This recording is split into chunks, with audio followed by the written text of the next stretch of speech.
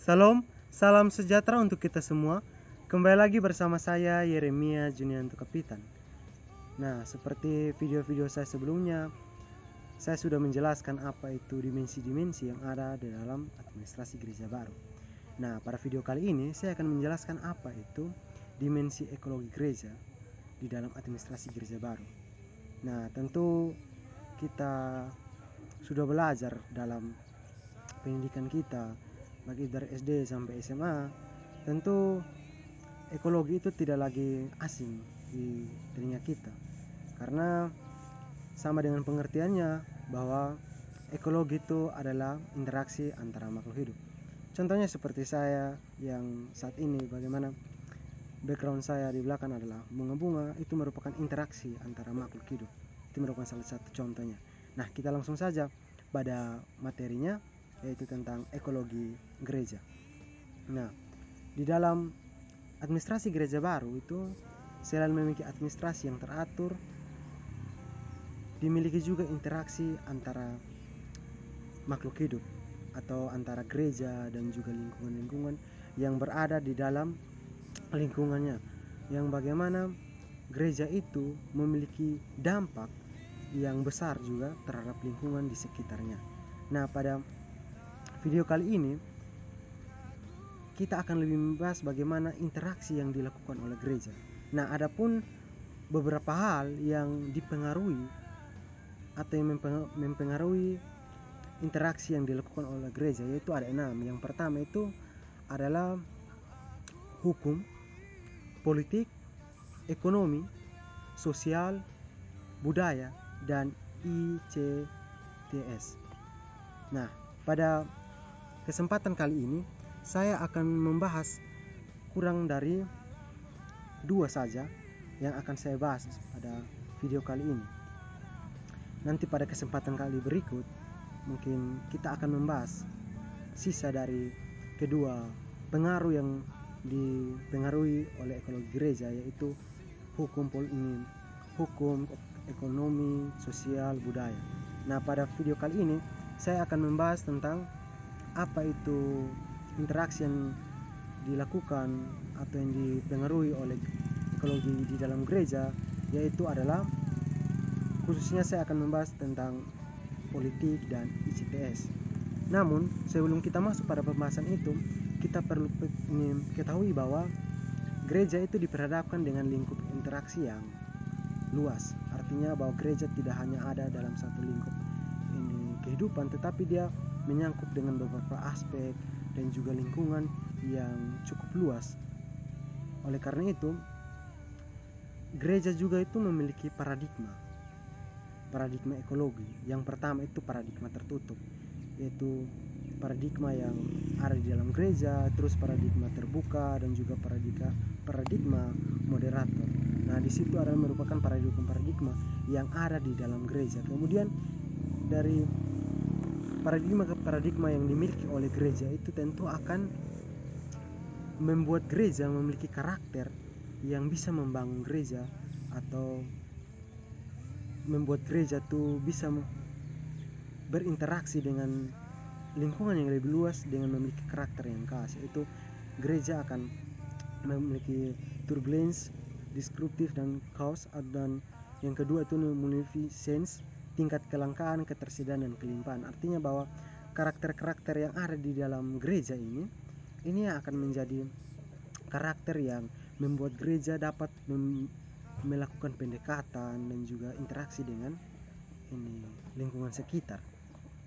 Nah, dalam membangun relasi dan interaksi dibutuhkan juga level beradaptasi dengan perkembangan zaman yang kita lihat sekarang adalah zaman yang semakin berkembang, zaman yang semakin modern.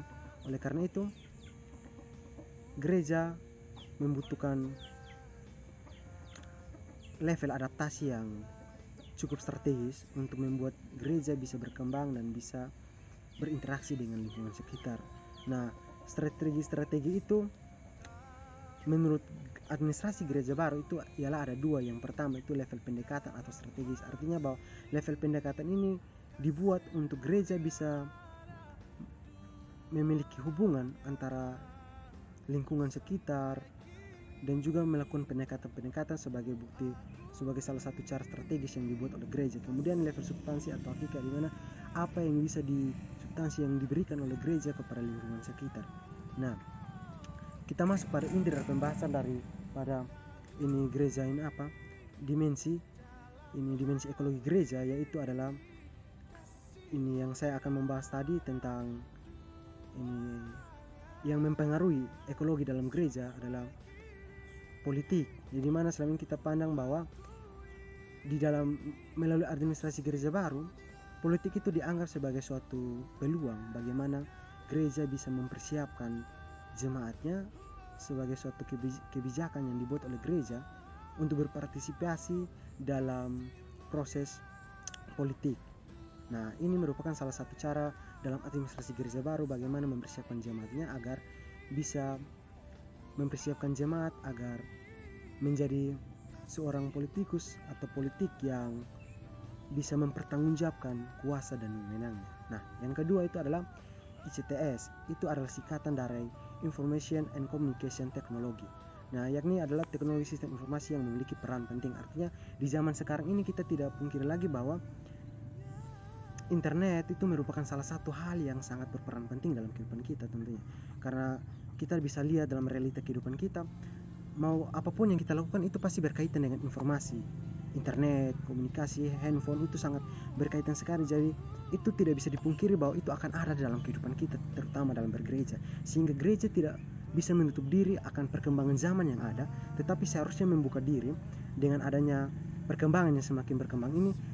Gereja dalam melalui administrasi gereja baru ini, gereja mempergunakan strategi yang ada dengan membuat pendekatan substansi yang ada supaya gereja bisa tetap eksis di dalam ranah ini lingkungan yang ada. Tentu di mana kita lihat bahwa dari kondisi yang ada sekarang ini dengan perkembangan zaman yang ada ini, kiranya gereja bisa memiliki peran untuk bagaimana memberdayakan jemaatnya agar mempergunakan informasi, komunikasi dan juga teknologi yang semakin berkembang ini dengan baik dan bertanggung jawab.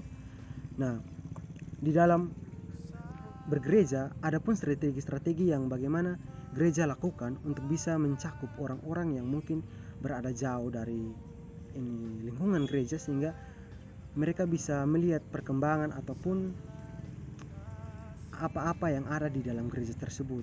Bagaimana gereja bisa mewujudkan visi dan misinya melalui teknologi yang ada. Nah, itu merupakan strategi. Strategi yang pertama itu adalah yang kita lihat dari zaman ke zaman adalah traditional church. Itu dimana gereja itu berbasis online. Gereja yang masih belum mengenal internet, sehingga gereja masih menggunakan cara-cara lama offline secara tatap muka. Nah, cara yang sesuai perkembangan zaman yang ada ini ada yang kedua, yaitu church adalah gereja yang berbasis sharing informasi melalui website internet yang dimiliki gereja. Artinya bahwa gereja membuat website yang bisa berbagi tentang apa yang gereja miliki, pengalaman apa yang gereja punya kepada jemaat, sehingga itu dapat diakses dengan baik ketika orang-orang berada di luar dari lingkungan gereja.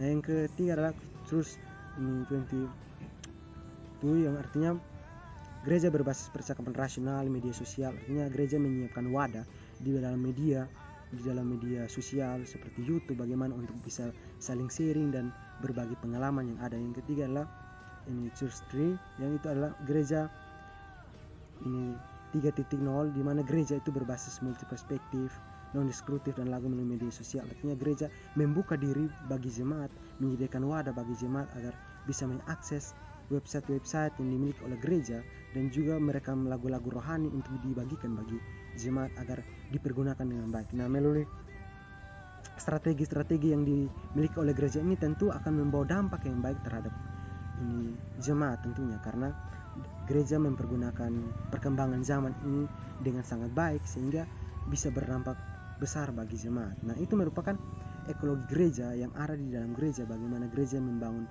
relasi dengan lingkungan sekitar, pemerintah, politik, budaya, yang seperti yang saya katakan tadi tentang politik dan juga ICTS.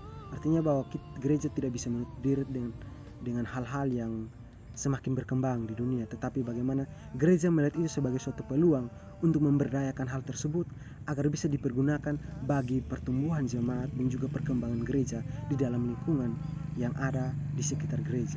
Nah, itu merupakan ini penjelasan saya tentang ekologi gereja, yang bagaimana gereja berperan di dalam lingkup gereja dengan sekitar, sehingga apa yang saya bagikan ini menjadi sebuah wawasan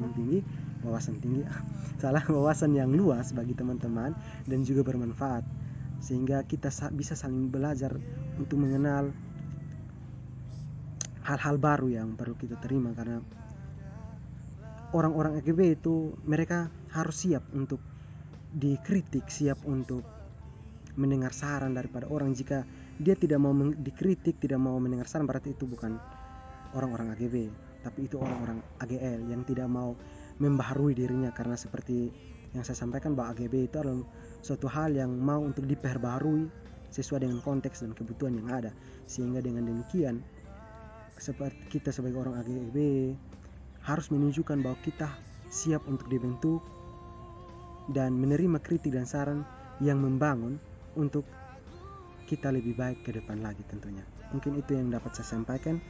Kiranya ada salah kata atau apa yang saya ucapkan di dalam video saya mohon maaf.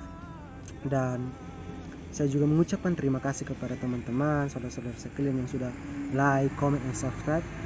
Kiranya Tuhan Yesus sendiri yang membalas setiap perbuatan baik yang saudara-saudara lakukan, dan kiranya Tuhan Yesus sendiri yang memberkati saudara-saudara sekalian. Sekian yang bisa saya sampaikan. Kata-kata yang saya ucapkan terakhir adalah, ini bukan artinya saya mau meninggal, tapi ini adalah kata-kata terakhir dalam video saya, yaitu adalah terima kasih dan salam.